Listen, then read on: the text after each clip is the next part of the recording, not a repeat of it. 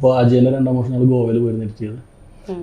അതുപോലെ എവിടെയെങ്കിലൊക്കെ പോയി ഇരുന്ന് ലാസ്റ്റ് ഫൈനൽ ആകുന്ന സമയത്ത് തിരിച്ച് വീട്ടിലെത്തും. ചാനലിൽ കുറേ സമയം എടുത്തു. എൻ്റെ ആദ്യത്തെ പടമായിരുന്നു.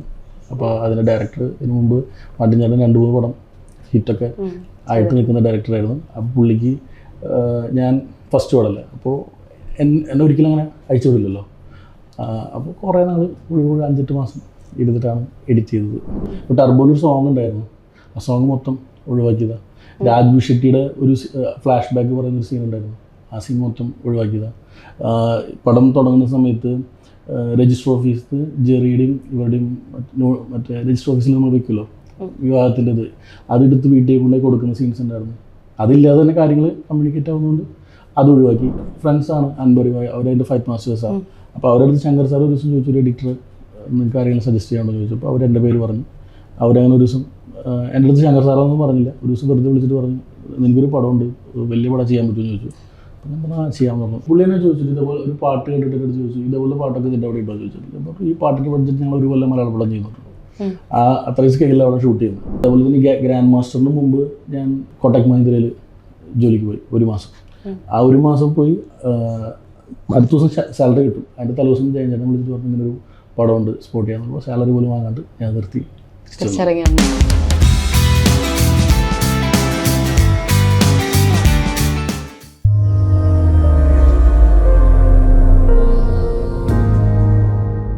ഇപ്പം എല്ലാവരും പറയാറുണ്ട് എഡിറ്റേഴ്സിൻ്റെ ഒരു നോർമൽ ലൈഫ് അല്ല എന്നൊക്കെ.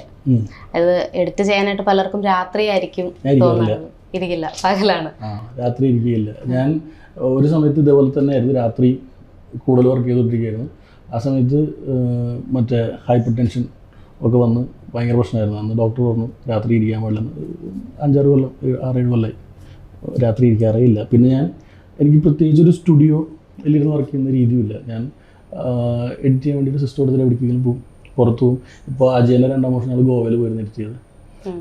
അതുപോലെ എവിടെയെങ്കിലൊക്കെ പോയി ഇരുന്ന് ലാസ്റ്റ് ഫൈനൽ ആകുന്ന സമയത്ത് തിരിച്ച് വീട്ടിലെത്തും. സ്റ്റുഡിയോയിൽ അങ്ങനെ ഇരുന്ന് എഡിറ്റ് ചെയ്യും. ചാർലി ചെയ്തുകൊണ്ടിരുന്നപ്പോൾ ഈ ഒരു രീതിയിൽ തന്നെയായിരുന്നോ? അല്ല, ചാർലി കുറേ സമയം എടുത്തു. എൻ്റെ ആദ്യത്തെ പടമായിരുന്നു. അപ്പോൾ അതിൻ്റെ ഡയറക്ടർ ഇതിനു മുമ്പ് മട്ടിഞ്ചേട്ടൻ 2-3 പടം ഹിറ്റൊക്കെ ആയിട്ട് നിൽക്കുന്ന ഡയറക്ടറായിരുന്നു. അപ്പോൾ പുള്ളിക്ക് ഞാൻ ഫസ്റ്റ് പടമല്ലേ, അപ്പോൾ എന്നെ ഒരിക്കലും അങ്ങനെ അയച്ചു വിടില്ലല്ലോ. അപ്പോൾ കുറേ നാൾ 5-8 മാസം ഇരുന്നിട്ടാണ് എഡിറ്റ് ചെയ്തത്. ഈ എഡിറ്റിങ്ങിൽ കറക്ഷൻസ് വരുന്നത് അത് ആദ്യം ഉണ്ടായിരുന്നു. ഇപ്പോൾ ഏറ്റവും വലിയ പ്രശ്നം അതാണ്. കാരണം എന്താ വെച്ചാൽ സീനിയർ ആയതുകൊണ്ടായിരിക്കാം, എന്താ അറിയില്ല, ആൾക്കാർ ഞാൻ പറഞ്ഞു കഴിഞ്ഞാൽ കേൾക്കും. പണ്ടൊക്കെ തല്ലുകൂടുണ്ടെങ്കിൽ വരാറുണ്ട് ഒരു കാര്യത്തിന് വേണ്ടിയിട്ടൊക്കെ. ഇപ്പോൾ എന്താ വെച്ചാൽ ഭൂരിഭാഗം അവർ നമ്മൾ ട്രസ്റ്റ് ചെയ്തിട്ടാണ് വരുന്നത്. അപ്പോൾ അതുകൊണ്ട് ഞാൻ പറയുന്ന കാര്യങ്ങൾ ഞാൻ തന്നെ ഒരു 100 വട്ടം ആലോചിക്കും. ഇത് ഇപ്പോൾ ഒരു സീൻ കട്ട് ചെയ്ത് കളയണമെങ്കിൽ പോലും പറഞ്ഞാൽ കേൾക്കും ആൾക്കാർ. അപ്പോൾ അത് ഞാൻ പറഞ്ഞിട്ട് പടത്തിനെ ബാധിക്കരുത്. അതുകൊണ്ട് ഞാൻ കുറേ ആലോചിച്ചിട്ട് എല്ലാ കാര്യങ്ങളും ഇപ്പോൾ പറയാറുള്ളൂ.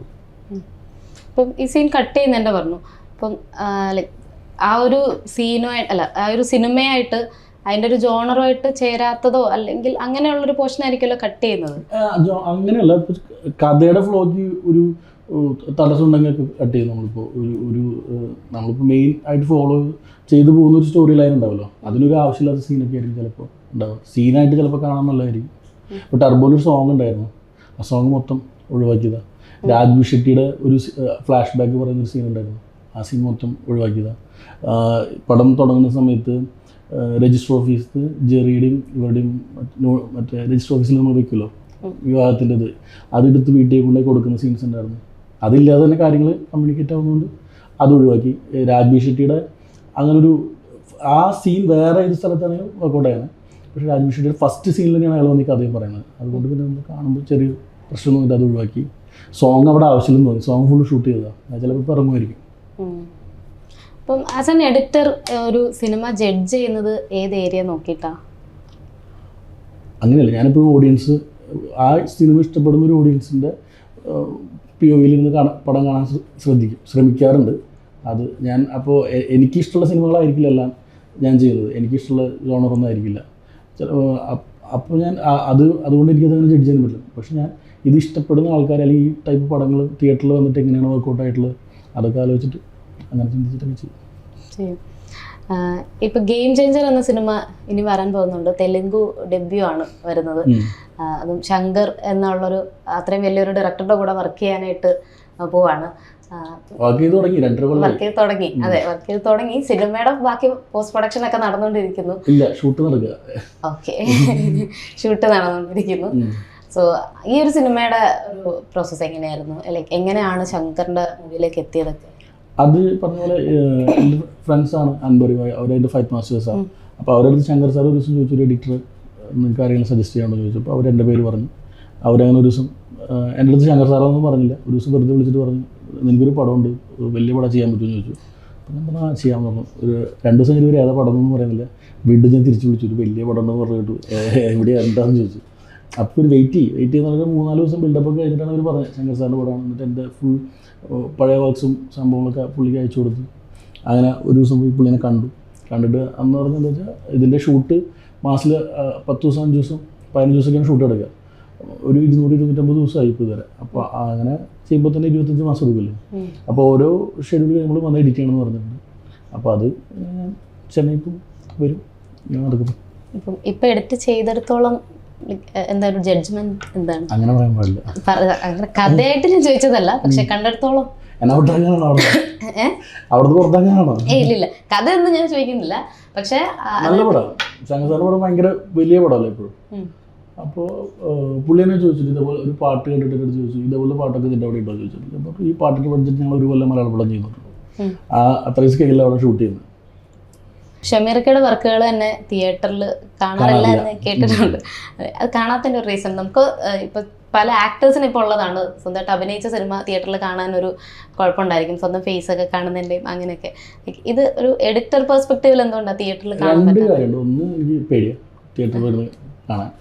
റെസ്പോൺസ് പേടിച്ചിട്ടാണ്. അല്ല, ഞാൻ വിചാരിച്ച സ്ഥലത്ത് ആൾക്കാർ ഇപ്പോൾ റെസ്പോണ്ട് ചെയ്തില്ലെങ്കിൽ ടെൻഷനാവും. പിന്നെ ചിരി മാത്രമല്ല നമുക്ക് തിയേറ്ററിൽ മനസ്സിലാവുള്ളൂ, ആൾക്കാർക്ക് ടെൻഷനാണെന്ന് നമുക്ക് മനസ്സിലാവില്ലല്ലോ.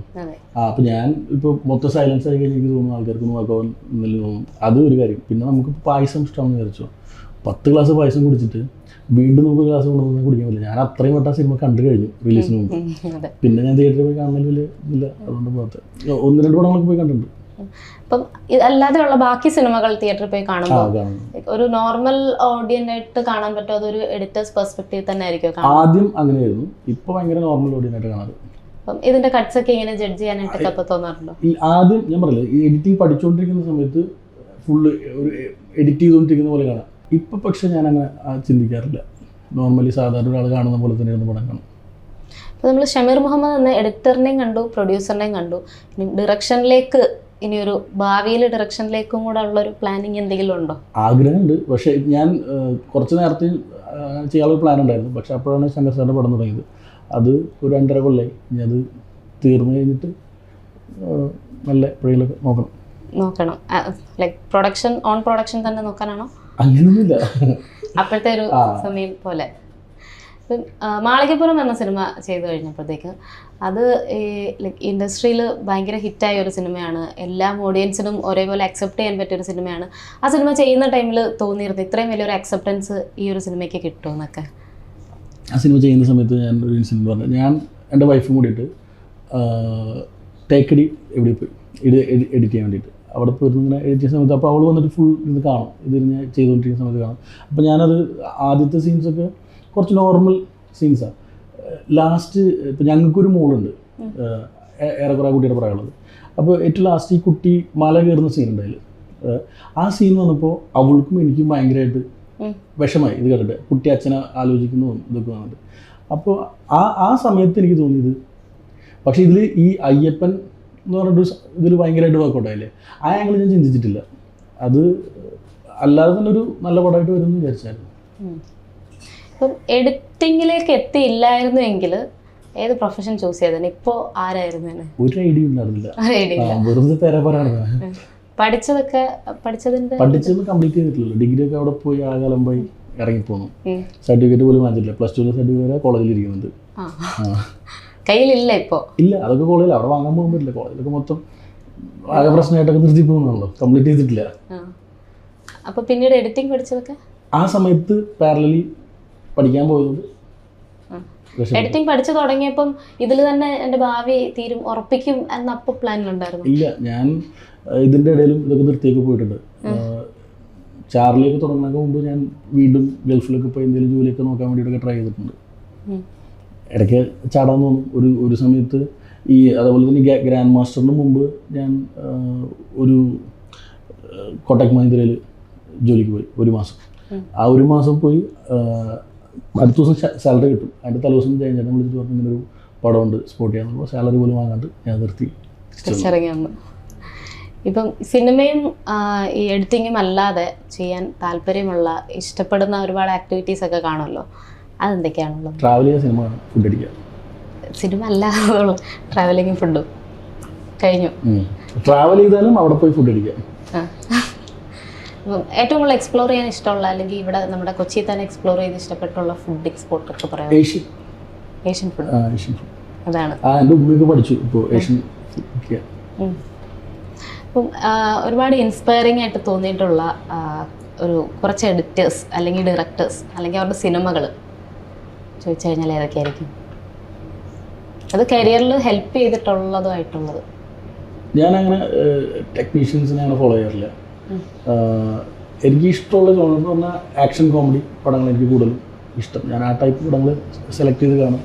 ഇപ്പോൾ അതിൽ ഏതെങ്കിലും ഒരു ഡയറക്ടറിൻ്റെ പടം എനിക്കൊരു പടം കണ്ട് ഇഷ്ടപ്പെട്ട് കഴിഞ്ഞാൽ അയാളുടെ മൊത്തം എല്ലാ പടം തപ്പിപ്പിടിച്ചിരുന്നു അത് ഫുൾ ഇരുന്ന് കാണും. അല്ലാതെ ഇങ്ങനെ ഇന്നൊരാൾ ഇന്നില്ല, പല പടങ്ങളായിരിക്കും ഇഷ്ടമുള്ളത്. ഇപ്പം ഒരുപാട് റീവാച്ച് ചെയ്തിട്ടുള്ള മൂവീസ്, ഓരോ സിറ്റുവേഷൻ അനുസരിച്ച് റീവാച്ച് ചെയ്തിട്ടുള്ള മൂവീസ് അത് ഞാൻ പറഞ്ഞു, എനിക്ക് അത്രയും ക്ഷമയില്ല. ഒരു വട്ടം കണ്ട പടം വീണ്ടും കാണുന്ന സമയം കൊണ്ട് അടുത്ത പടം കാണാമല്ലോ എന്ന് ചിന്തിക്കുന്ന ആളാണ്. ഇപ്പൊ റീസെന്റ് ആയിട്ട് കണ്ടതിൽ ഒരുപാട് എക്സൈറ്റ് ചെയ്യിപ്പിച്ച ഒരു സിനിമ ഏതാ? മലയാളത്തിലോ വേറെ ലാംഗ്വേജ് ആയാലും? മലയാളത്തിൽ പ്രേമലു ഭയങ്കര ഇഷ്ടമായി. ഇപ്പോൾ അടുത്ത് കണ്ടതിൽ ആവേശം ഭയങ്കര ഇഷ്ടമായി, മഞ്ഞുമൽ ബോയ്സ് ഇഷ്ടമായി. അതർ ലാംഗ്വേജസിൽ ഇപ്പോൾ അടുത്ത് കണ്ടതിൽ ഗാർഡിയൻസ് ഓഫ് ഗാലക്സി ലാസ്റ്റ് ഇറങ്ങി, അതൊക്കെ ഞാൻ കണ്ടത്, അതൊക്കെ എനിക്ക് ഇഷ്ടമായിരുന്നു. ഇന്നലെ കണ്ട ഫ്യൂരിയോസ് ഇഷ്ടമായി. ഇന്റർനാഷണൽ മൂവീസ് കാണുമ്പോഴത്തേക്കിന് അതിൻ്റെ എഡിറ്റിംഗ് ജഡ്ജ് ചെയ്യാറുണ്ടോ? ഞാൻ സിസ്റ്ററിൽ കാണുക വെച്ചാൽ എനിക്ക് ഇഷ്ടപ്പെട്ട സീൻസ് ഞാൻ കട്ട് ചെയ്ത് സേവ് ചെയ്ത് വയ്ക്കും, ആ സീൻ മാത്രം. അപ്പോൾ എനിക്ക് അപ്പോൾ നന്നായി എഡിറ്റിങ്ങിലൊക്കെ എന്തെങ്കിലും നമുക്ക് നല്ല റെഫറൻസൊക്കെ ഉള്ള സീൻ ഇതാണെങ്കിൽ അപ്പോൾ തന്നെ ഞാൻ എഡിറ്റ് ചെയ്യുന്ന സോഫ്റ്റ്വെയറിൽ ഇട്ടിട്ട് പടം കാണും. എന്നിട്ട് അതിന് ആവശ്യമുള്ള സീൻസ് കട്ട് ചെയ്ത് മാറ്റി വയ്ക്കും, പിന്നീട് നോക്കും ആ സീൻസ് മാത്രം. ഇപ്പം അത്തരത്തിൽ ഇഷ്ടപ്പെട്ടുള്ള സിനിമകളുടെ ആ സിനിമകൾ റീ എഡിറ്റ് ചെയ്യാൻ അങ്ങനെ എന്തെങ്കിലും ട്രൈ ചെയ്തിട്ടുണ്ട്? ഇപ്പോൾ ഒരുപാട് എഡിറ്റേഴ്സ് അങ്ങനെ ട്രൈ ചെയ്തിട്ടുണ്ട്. അങ്ങനെ ചെയ്യാൻ തോന്നാത്തതാണോ അതോ ചെയ്തിട്ടില്ല? നോക്കാറില്ല. ഒരു ലൈഫ് എങ്ങനെയാ ശരിക്കും സിനിമ എഡിറ്റിംഗ്, ലൈക്ക് ഇതിൻ്റെ ഇടയ്ക്ക് ഫാമിലി, ഇതെങ്ങനെയെല്ലാം മാനേജ് ചെയ്യാറുള്ളത്? ഞാൻ പറഞ്ഞില്ലേ, ഇപ്പോൾ ട്രാവൽ ചെയ്തുകൊണ്ടാണ് ചെയ്യാം. ആ സമയത്ത് പിള്ളേർ ഫ്രീ ആണെങ്കിൽ അവർ കൊണ്ടുപോകും, വൈഫ് ഫ്രീ ആണെങ്കിൽ വൈഫ് എൻ്റെ കൂടെ വരും. അതുകൊണ്ട് സമയമുണ്ടോ എപ്പോഴും. പിന്നെ ഇപ്പോൾ വെക്കേഷൻ എന്തെങ്കിലുമൊക്കെ നമ്മൾ ട്രാവൽ ചെയ്യാൻ ഇപ്പോൾ അവരുടെ ഈ അജയൻ എഡിറ്റ് ചെയ്യുന്ന സമയത്ത് അതുപോലെ തന്നെ വെക്കേഷൻ ആയിരുന്നു, ഫുൾ ഫാമിലിയായിട്ട് ഗോവയ്ക്ക് പോയി. എല്ലാവരും അവിടെ ഞാൻ എഡിറ്റ് ചെയ്യും, രാത്രിയാകുമ്പോൾ എല്ലാവരും കൂടെ പുറത്തു പോകും, തിരിച്ചു വരും.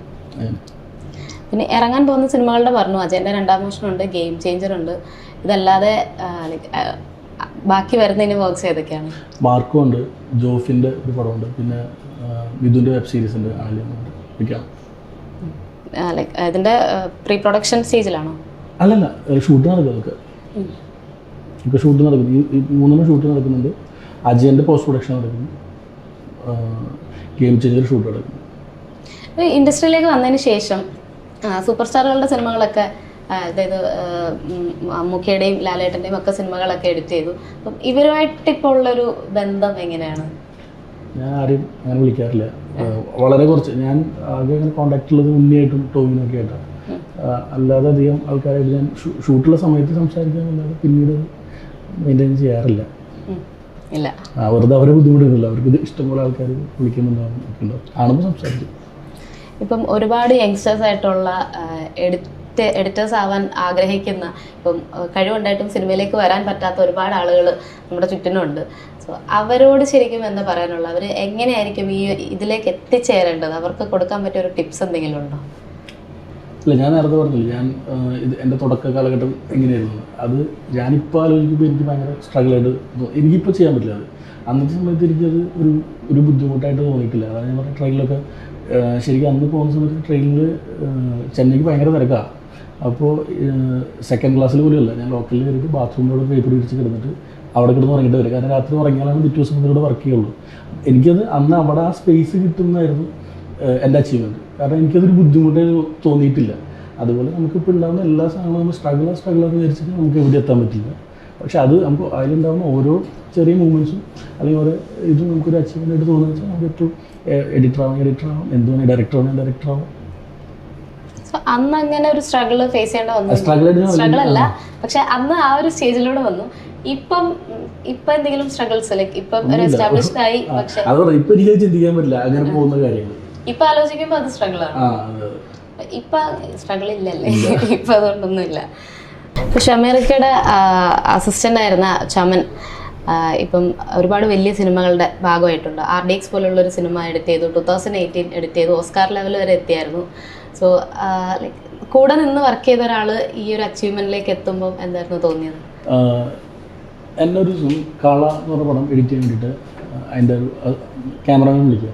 അപ്പോൾ ഞാൻ ചോദിച്ചു, ഓൾറെഡി ചമ്മൻ അവിടെ ഇരുന്ന് സ്പോട്ട് ചെയ്ത് ഞാൻ പോയി കണ്ടായിരുന്നു. അപ്പോൾ ഞാൻ പറഞ്ഞു, എടാ നീ ചമ്മനെ തന്നെ എഡിറ്ററാക്കാൻ പറഞ്ഞു ഞാൻ അവൻ്റെ അടുത്ത്. അപ്പോൾ അവൻ ചോദിച്ചു അത് നടക്കുന്നു ചോദിച്ചു. ഞാൻ പറഞ്ഞു നീ ആക്കിക്കോ, അവൻ എന്തായാലും ഉറപ്പായിട്ട് ചെയ്യും എന്നുണ്ട്. അങ്ങനെയാണ് ചമ്മൻ കളയിൽ എഡിറ്ററാകുന്നത് അവിടെ നിന്ന് ചെയ്യും.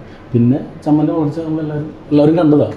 അവൻ ഭയങ്കര ഹാർഡ് വർക്കിങ്. അവിടെയുള്ള സമയത്ത് നന്നായി അവിടെ പഠിക്കാൻ വന്നിട്ടുള്ളത്. ചമ്മൻ സംഗീതമുണ്ട്, അതുപോലെ തന്നെ പക്ഷേ സംഗീതം ഇപ്പോൾ അഭിനയത്തിലേക്ക് പ്രേമലൂല് അഭിനയിച്ച അമൽ ഡേവിസിലെ അവൻ എഡിറ്ററാണ്. അങ്ങനെ കുറേ പേരുണ്ട് അവിടെ നിന്ന്. ഇൻസ്റ്റിറ്റ്യൂട്ടല്ല, ഒരു ഗുരുകുല വിദ്യാഭ്യാസം എന്ന് പറയാം. വെറുതെ വീട്ടിലൊരു ചമ്മനൊക്കെ എൻ്റെ വീട്ടിലായിരുന്നു. ശരി, ചമ്മനുള്ള സമയത്ത് വീട്ടിൽ തന്നെ ഒരു റൂമിൽ കുറച്ച് സിസ്റ്റം ഉണ്ടായിരുന്നു. അവരവിടെ ബേസിക്കലി എനിക്കെന്ന് വെച്ചാൽ എഡിറ്റ് ചെയ്യാൻ എനിക്ക് കുറച്ച് അസിസ്റ്റൻസ് വേണം. അപ്പോൾ പുതിയതായിട്ടൊരാളെ എനിക്ക് പെട്ടെന്ന് സെറ്റാവില്ല. ഇവിടെ തന്നെ വന്ന് പഠിച്ച് അവർക്ക് ഓൾറെഡി എൻ്റെ രീതികളൊക്കെ അറിയാം. അങ്ങനെ ഇപ്പോൾ അവരും ഇപ്പോൾ ചമ്മനും ഇപ്പോൾ ഒരു അസിസ്റ്റൻ്റ് വേണമെങ്കിൽ അവർ ഇവിടുന്ന് ആരെങ്കിലും ഉണ്ടെങ്കിൽ അവിടെ കൊണ്ടുപോകും. അങ്ങനെയാണ്. അപ്പോൾ ഈ ഗുരുകുല വിദ്യാഭ്യാസം അതിൻ്റെ ഇപ്പോൾ ഒരു ഓൺഗോയിങ് പ്രോസസ്സ് എങ്ങനെയാണ്? അവിടെ പിള്ളേരുണ്ട്, 5-6 പേരുണ്ടാവും ഇപ്പോൾ. ഇനിയും അടുത്ത വർക്കിലേക്കൊക്കെ ഇവരെ തന്നെ അസിസ്റ്റൻസ് ആയിട്ട് എൻ്റെ കൂടെ വർക്ക് ചെയ്യുന്നവരൊക്കെ തന്നെ അവിടെ വന്ന് പഠിക്കുന്നവരാണ് എൻ്റെ കൂടെ വർക്ക് ചെയ്യുന്നത് മൊത്തം. അല്ലാതെ വളരെ ആരെങ്കിലുമൊക്കെ ചിലപ്പോൾ ഇങ്ങനെ റെക്കമെൻഡ് ചെയ്തൊക്കെ വരാറുണ്ട്. ഇത്രയൊക്കെയാണ് ഷമീറക്കയുടെ സിനിമാ വിശേഷങ്ങളും കുറേ കാര്യങ്ങൾ സംസാരിച്ചു എന്ന് വിശ്വസിക്കുന്നു. അപ്പം ഇനി വരാൻ പോകുന്ന സിനിമകളെല്ലാം ഇപ്പം വന്നതുപോലെ തന്നെ വലിയ വലിയ ഹിറ്റുകളാവട്ടെ. Thank you so much and all the best.